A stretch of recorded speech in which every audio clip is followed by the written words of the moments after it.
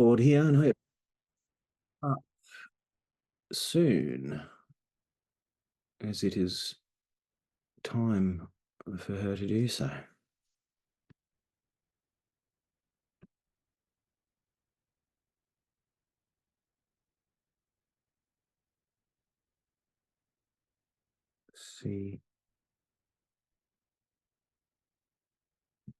See if she's as punctual as I am. I'm looking forward to it because I don't know shit about regen. I'm spending enough time with degens lately, that's for sure. So it will be refreshing to get some new perspectives here on the regenerative community in the DeFi space.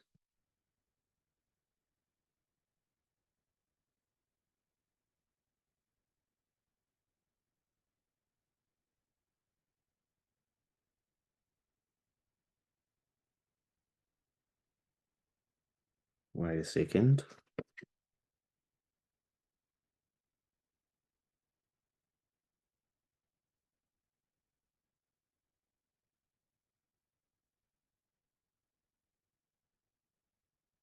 She's just texting me now, and it seems that she's forgotten that it's Friday, or wasn't aware it's Friday.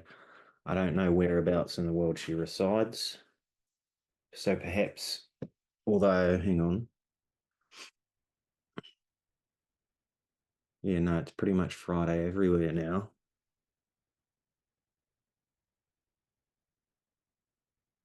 Apart from probably New Zealand and Australia. Yes, it's Saturday already in those places, which I'm not located at the moment. Okay.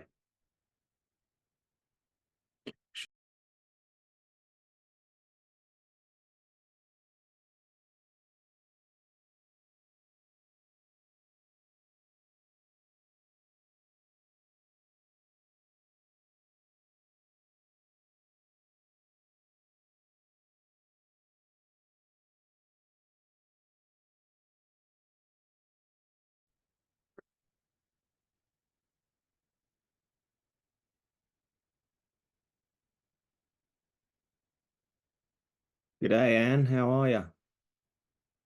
Hello, can you hear me? I Can you can hear see you, me? and now I can see you. Hello, hello. Can I How are hear you? you? Yeah, no, it's good. There you go. Now I can see you. All right, I gotta remove some stuff from the background or like change my. Actually, yes, I don't know. Is it No, too look, artsy? looks great. Okay.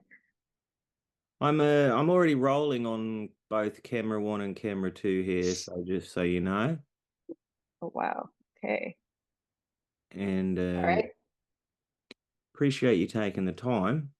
I came across a paper that you were involved with um by my tutor, Dr. Lars Peters, and I'm hoping to get a few more insights on what's Mhm. referred to as regions.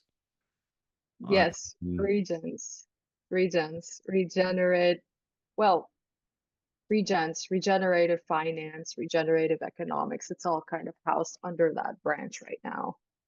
yeah. It's also kind of synonymous with refi, which is kind of the same spin-off, uh, regenerative finance. So regen and refi are kind of similar-ish. It hasn't really been formally established what the distinction is, but like right now I've been kind of looking at it from the same category.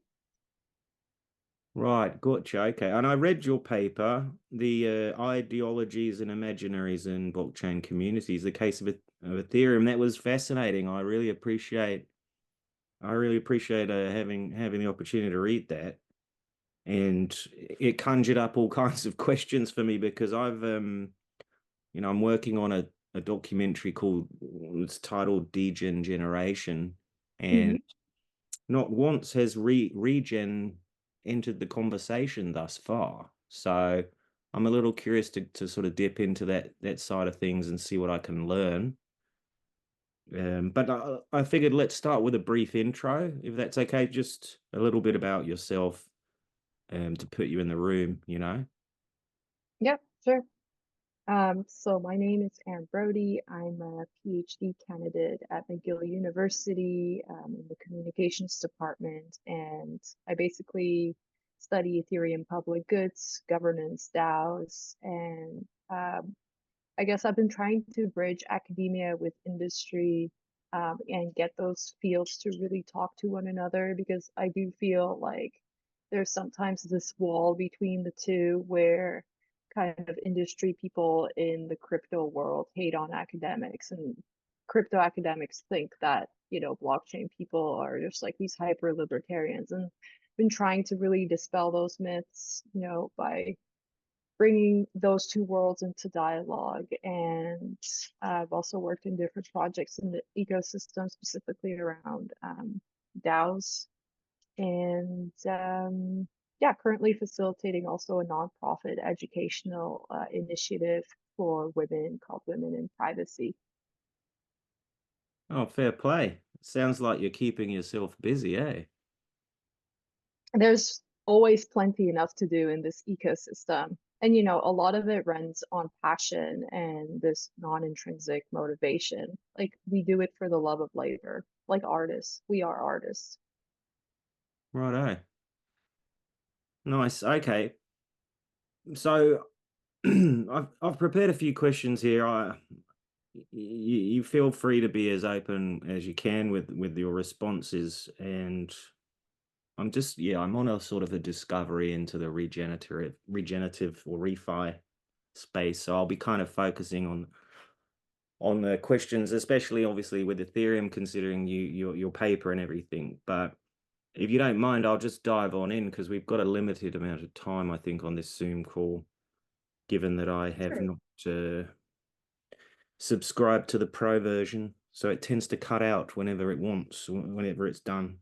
But so, what would you say that are the key factors that contribute to the prevalence of regenerative or regen behaviors within the Ethereum community as opposed to degenerative or degen behaviors?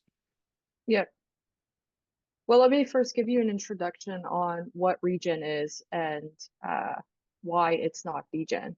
Okay, so regen stands for regenerative economics. And so the term regen originated from this initiative launched in 2018 called the Regen Network, which is actually a blockchain startup focused on ecological data management. And then, according to these guys, the project emerged from the recognition that existing economic systems basically often overlooked or failed to incentivize ecological well-being. And so it's really like this application of blockchain and blockchain's capabilities towards more environmental type of efforts, environmental sustainability. And so the term regen rapidly gained traction basically across the wider crypto space, becoming this play on word for the notion of regenerate and a spin-off of the term degen, which stands for regenerative, right? And it emerged in response to this degen culture within the broader Web3 landscape, um, which, as you already know, as you're familiar, is very, you know, uh, I guess, profit oriented and financially seeking. It exhibits this financial seeking behavior, and I don't know. I guess some people would call them like the immoral kind of like actors of the Web3 ecosystem, because all they're really concerned is about like making a quick buck from like these various poorly built DeFi applications, or well-built DeFi applications as well. But basically, they're you know mostly after the profit, um, of the profit aspect of like Web3, rather than rather than them having to contribute to more of like the building and collaborative aspects. of it. And so you know, with regen, it was this response towards that behavior. It was a response of like, how can we shift this kind of behavior towards something that is more oriented towards benefiting the public good, and also how can we optimize existing capitalist mechanisms, or do capitalists better, do it better than governance, than traditional governments. And so these systems that regions are working on within this blockchain spheres are modeled more with this hope of creating these eco-friendly and regenerative financial structures that are self-sustaining in ways that basically absolve the need for governance, for governments. I keep saying governments. And you could also argue that Bitcoin, to an extent, was an early unfolding of regen, in that it provided societal value of being able to compensate people who produce public goods, like artists, for example, without relying on restrictive copyright laws. And so, yeah, regions have like this really big focus on public goods, which are basically services that are provided for free, like open source code, and not just services, commodities as well, free of charge, where everyone can use and benefit from them. And I guess the technical definition, which comes more from like economic thinking, is non-excludable and non-rivalrous type of resources. So regions are thinking about how to bring that onto the blockchain. And I guess, I mean, yeah, there's more to say, but I'll stop there. Right, okay. So what, given regen is a response to the extractive, or get rich quick nature of the degen communities, which seem to be sort of the primary sort of the ones that get the most attention from what I can see. I briefly looked prior to our call at a few projects that are claiming to be regenerative, but that, yeah, they often lean into the ecological end of leveraging the DeFi and stuff. But can the regen solutions go beyond, or have you seen examples of it going beyond just ecological projects, or are there other Yeah, social? yeah, it's not just ecological, although that's kind of where it started from. There's definitely like this desire to create systems that serve these ecological and environmental purposes. But I would say the regen movement more broadly is about creating better coordination systems for the distribution of resources, which they allegedly see traditional public institutions, whether that be governments or legal institutions, they just cannot meet the current needs of society, especially with respect to things like global warming, right? So they see global warming as a coordination issue, and the idea is basically, if we can figure out how to coordinate more effectively through markets using market logics, um, then we can solve some of these really global problems like climate.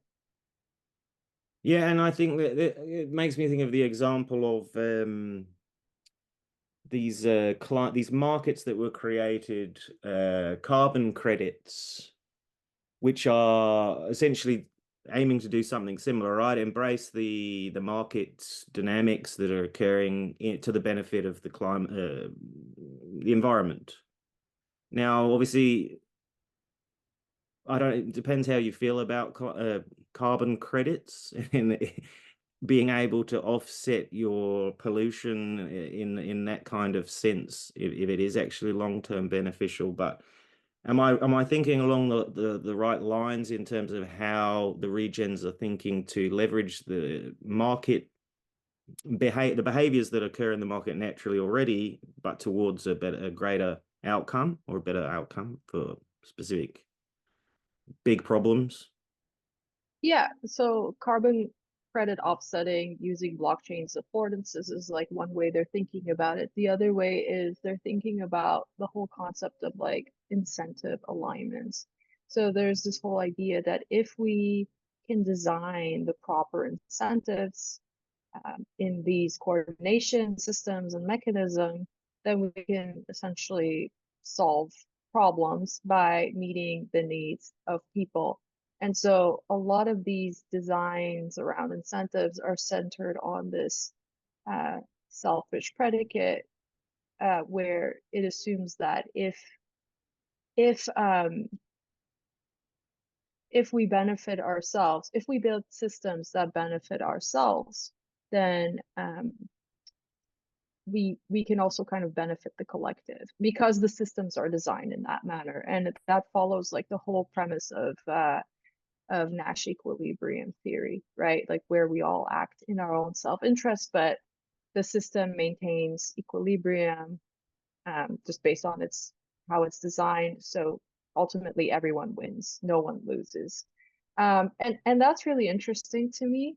But it's like really funny sometimes. I often think like there's so much of this language around gaming and like positive sum, you know, everyone wins, no one loses. It's like a lot of sociopaths see the world as a game, right? And it makes me think sometimes uh how people I guess the sociality they bring into this ecosystem where everything is kind of seen as a game of wins and loses. And so it becomes like this ethical sociopathy sociopathy because like it's like we want everyone to win, but everything is a game, and like I sometimes think about that. Anyways, that was just like a side note. No, but I Um, mean, it makes sense. And honestly, it feels a little bit like when you start from that, like you mentioned, these incentive design systems which assume selfishness as they get from the get-go, it feels like we've tried, or these systems have been rigorously tested, regardless of blockchain or DeFi, right? And I'm not sure if they've actually, if that's a good starting point to assume the selfishness um, as a jumping yeah. off point. Maybe we should start from a different jumping off point, right? And we may see different results. I'm just trying to think because it seems like this has been rigorously tested in the markets already, and it doesn't seem to necessarily uh, give give different results in terms of everybody winning. That's the thing. People don't win. Even if you look at how governance work in DAOs right now, it's the people with the most amount of tokens, right, that are winning on the votes. So it is very much plutocratic. So while these ideas sound really great, in theory, in practice, we are seeing very different results. And that's not to say that these mechanisms cannot work in practice. They certainly can, but I just don't think it's enough to say, yeah, okay, we're going to put game theory on everything because, life is a game, and everybody can win. Well, like, It's a really utopian, idealistic way of thinking, but it but needs more. It needs the complexity of social life. I think, but to an extent, it exists, right, within the family unit, for example. Like when people have much smaller families these days, but in the past they had large families and they still exist. Yeah, you have this sense that everybody within your family and the household you want them all to win and be successful and great, and you'll do everything you can to support one another. And we just that there's not in my mind an aspect to game theory being played out in the household amongst family members, depending on how you look at it. So it's taking this model. What I'm getting at is it taking this model of where everyone can win that exists within the family unit and trying to extend it out within the society itself, right? We don't seem to have figured that out, and I'm not convinced. Well, I'm not asking you to convince me, but maybe try to show me a way forward where the DeFi or these new technologies are able to provide some sort of alternative Yeah. approaches, right? Yeah, and it's not to say that life isn't a game. There's certainly like this game element within life. We all want to succeed. We all want our families and children and others to succeed. And we are certainly driven by like self-interest to some capacity. To deny that would be a lie. You'd be lying to yourself. But what I worry about is when you take these ideals and you add them into this sort of like blockchain format of coordinating things on a mass scale. I think that's where it raises questions for me.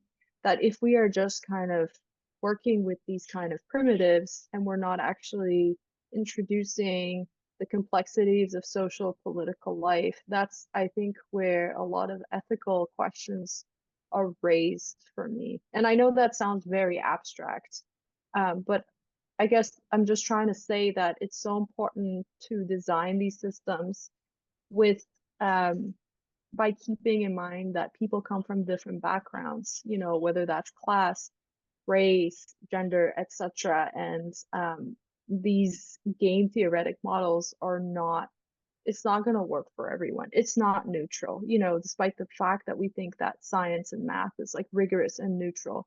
But there's been so many proven cases of like algorithms, for example, that are neutral, defined to be neutral, have discriminated against so many people um, of like different backgrounds. And I guess that's where uh, this whole thing around incentives raises questions for me.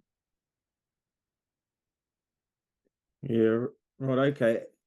Uh, Can you think of any any examples of projects that have successfully implemented decentralized governance models while still promoting degen behaviors? Yeah. So Oh, sorry, regen behaviors. I'm already mixing the both of them up already.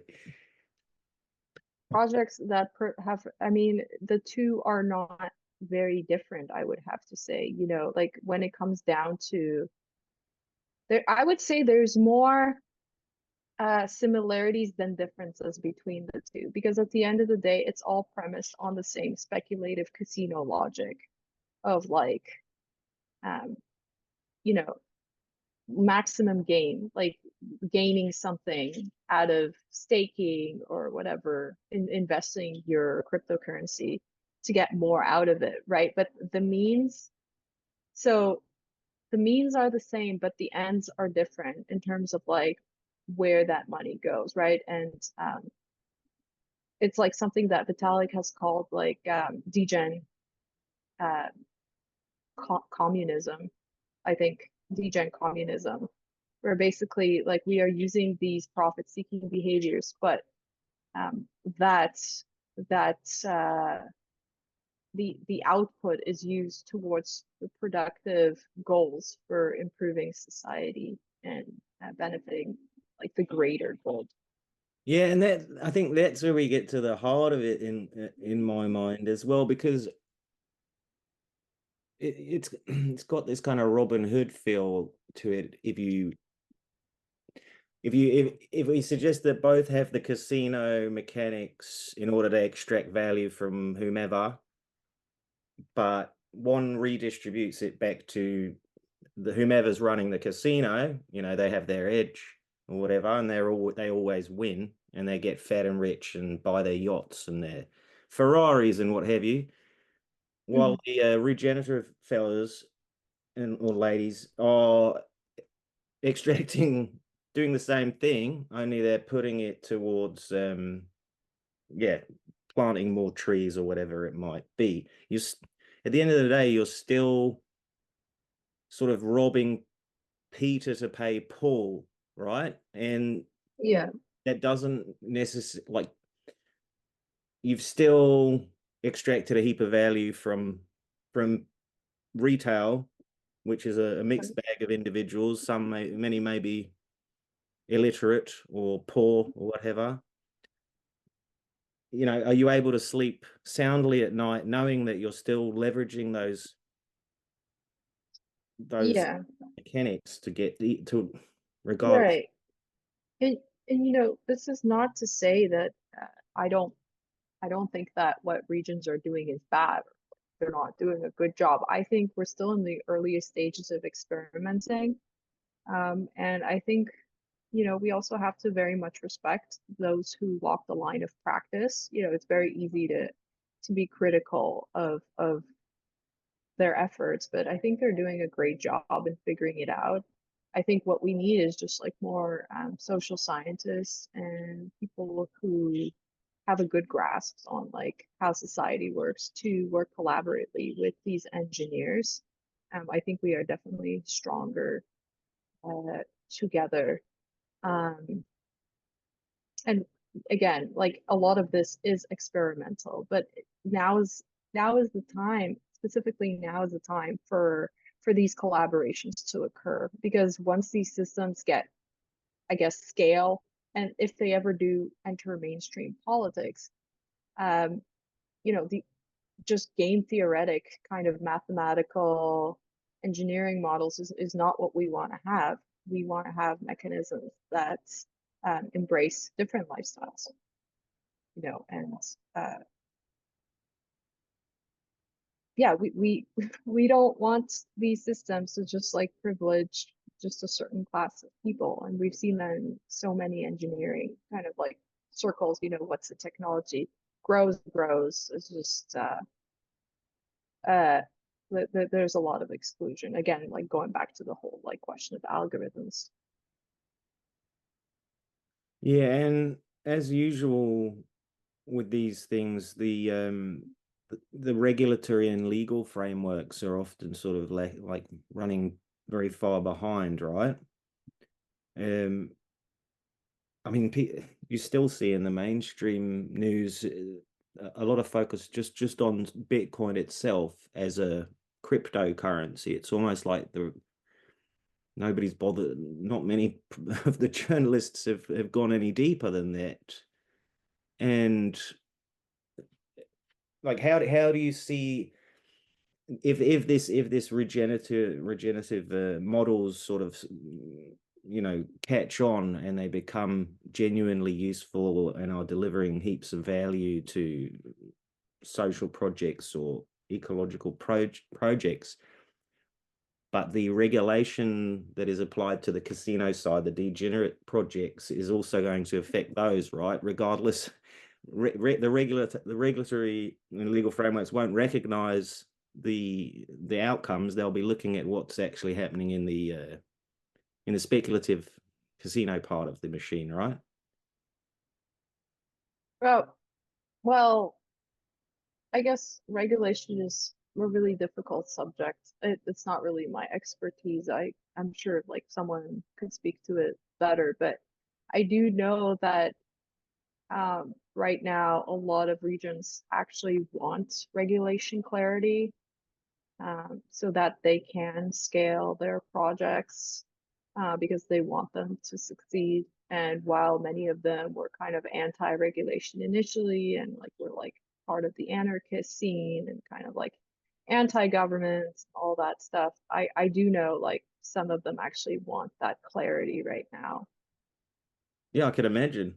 Of course. I mean, if they're putting so much energy into trying to generate, you know, great outcomes for people, groups, then of course they would want some clarity. I think that's apparent for sure. What are what are some of the like you were focused mainly on Ethereum in your paper, but I noticed was it a few years back now that you wrote that. Trying to get the date on it here. Which I, year was I it? don't even remember. I Yeah, don't, I think it was 2018. yeah. So we've it's Uh, a while back now, and I assume you've kind of kept an eye on Ethereum or the community. Have you? oh, sorry, it was 2021. Oh, okay. So yeah, 4 years ago. Yeah. Has much changed in your observations over the last 3 years since? Obviously, there was they moved from proof of work to proof of stake, right? Yeah, that was a really big one. Yeah, the whole like this shift, the infrastructural shift itself, and like, gas fees becoming cheaper, so ultimately broadening the usability of the technology, changed a lot, and then the whole spiel with L2s, layer twos, which facilitate Ethereum scaling, is now kind of becoming a big subject of kind of, are they dominating the ecosystem, and what will be the role of Ethereum as an L1. There's a bit of like this debate going on right now, um, around like the benefits of the L2 and whether they're sort of hogging up the ecosystem too much, because similar to meme coins, people are just creating a lot of different L2s. Yeah, there are also these ethical concerns. And then furthermore, I guess, within the span of these years, there's been more of this degen behavior, just people coming in, using it for just speculative finance, um, and really like not there's been a lot of like this behavior around, just using the tech for money rather than building.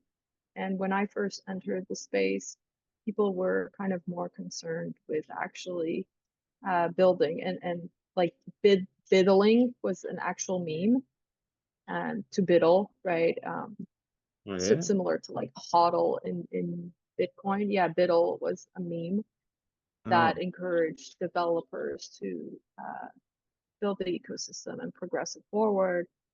Um, and now I think what happened is like with all the degens coming in, and like I when I say degens, I'm really not trying to be pejorative, because like as a social scientist, I also recognize that degens have their own role to play in this ecosystem, and they do move fast and uh, break things, and they have also kind of done some things for DeFi, right? And I think that when we say degen versus regen, it's not, as I said, mentioned, it's not as binary as we think it is. There's a lot of overlap between the two, and it, when people say, "Oh, I'm a degen" or "I'm a regen," well, does that mean that you've never used a DeFi protocol? Does that mean you've never participated in like a regen project, right? So I guess it more comes down to like the question of, what are your values? What is your vision for blockchains like Ethereum? Are you actually concerned with building for the public, or are you just like mostly interested in making financial profit? And that's not to say that the two are mutually exclusive, basically. You could have both. I guess it's just like, what do you value? What are your intentions, and what do you prioritize? and that sounds like a pretty healthy message to anyone outside of the DeFi looking in and thinking about entering the casino is yeah, is to ask yourself these questions prior to entering, right? Yeah, because even decentralized finance, there was a really good message in the beginning when it first started, which was like banking the unbanked. That was the original slogan of like one of the earliest DAOs, which was called MakerDAO. Um, and the intention was to provide like means of finance for people that have been excluded from traditional banking systems. So, there was a really good intention for DeFi, and I don't think DeFi is necessarily a bad thing.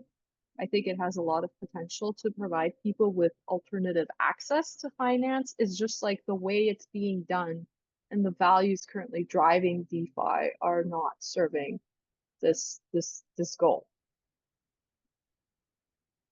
Yeah, and why do you think that is? Do you think because obviously the liquidity in the Ethereum ecosystem will flow towards at the moment where yeah, where the most return, the best ROI is, right? As opposed to some sort of fluffy idea of, yeah, regenerating the rainforests or whatever, right? So it's kind of like, and this I guess can be is probably studied by people, economists, looking at DeFi and following the flows of the capital flows through the ecosystem, cross chain, and what have you. Recently, we saw a rush over to something called Ton, which is the, or sorry, it was Solana, and there was a lot of, it all went over to Solana. Now it's all flooding over to Ton, right? So it goes where where it wants to go, and um, being in a position where you can communicate to this market where you think it should go and for what reasons, because you believe this and this and this about the world or whatever. You know, the Yeah. market doesn't seem, the attention doesn't seem to be there for that, for those kind of pursuits by founders or whatever. Well, yeah, and I think that has a lot to do with the broader technological historical trajectory of a lot of Wall Street type of TradFi people entering into this ecosystem because it just seems like there's so many opportunities to make money. With even the thing with refi, regenerative finance, there's been incidents of like big oil companies coming in and allocating some of their money to these public goods projects as a way to just rebrand themselves as eco-friendly, and that's also been very problematic. So I would love to see a study that actually like maps all this capital flow through the ecosystem. It's very interesting. But I think there's also a very niche field of, and not niche, but there is also the beauty of um, blockchains like Ethereum is that they allow for this manifestation of microcultures where people can have they can come together with their own set of values and their own set of like ideas about the world, and we have like the regions, we have something called lunar punks, which are the privacy center folks kind of bearing more of the cyberpunk values, closer to like the Bitcoin kind of culture. Um, and then we have like the NFT people. And then we have the governance nerds who are just like obsessed with governing DAOs and you know building different types of tools for governance. So there's a lot of diversity in this ecosystem, and I think it's very important to recognize that because it's similar to how open source communities and hackers have always been viewed as like this homogenous kind of public, right? As like, oh, all hackers are, they do this, they don't like governments, they're privacy focused, they're all this. But then there's been a lot of great academics and literature produced that showed there's so many variances between hackers. There's the hacker underground. There's the cryptographer type of hackers, right? There's the white hackers who are now in the infosec. And similar to blockchain communities, I think it's very important to recognize that there are differences in this ecosystem. And I feel like in the public's eye, in the popular narratives that we see, it's mostly just been blockchain, right-wing libertarian, And let me assure you, there are a lot of more left-leaning folks in this ecosystem. And the beauty is that they can all work together in like these mutual goals, right? Despite of their political differences because of the philosophy of decentralization and the way it's able to bridge people together. Um, yeah. Yeah, no, I agree, and I've had direct experience of the many microcultures, as you say. I call them tribes myself, but because they often interwar, not only cross-chain, but in their very own chains, of which they love so much, because typically they have a benevolent founder or the appearance of a benevolent founder. And what I noticed is within these tribes, many sort of dictatorial roles pop up as well. So you also have maybe the chain founder, then you have all the different warring tribes that have dictators or like heads of them, and they're all, yeah. There's an absolute bag of a mixed bag of all types of people with different political beliefs, all coexisting typically on a chain. It's not necessarily interchain at this stage, but we have just under a minute left on this call, and so I'd just like to ask you if you'd like to leave us with a message before we sign off to anybody that might watch this interview in the future. Yes, I think more people should study cyberpunk values. Right now, there's so many of these VC type of people coming into the ecosystem. As I said, like TradFi, they're dominating this ecosystem right now. And what I think is we need a lot of more fresh voices, new people coming in with the idea of mind of having these cyberpunk commitments